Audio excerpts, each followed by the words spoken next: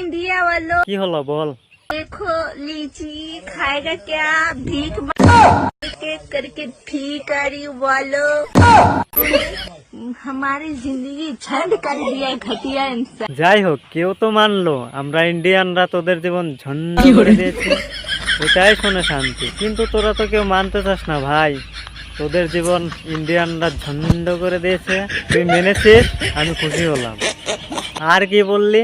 ভিখারি, ভিখারি বললি তো? তোকে একটা জিনিস দেখাই, দেখে নে।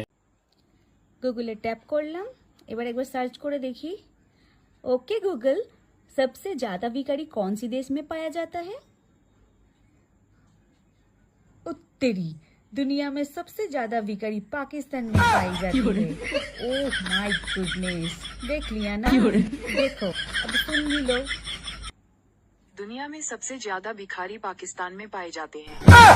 দেখলি তো কারা ভিখারি, কে ভিখারি? আমি নয় মিথ্যে কথা বলছি, গুগল তো আর মিথ্যে কথা বলবে না। পারলে তুই একবার চার্জ করে নিস।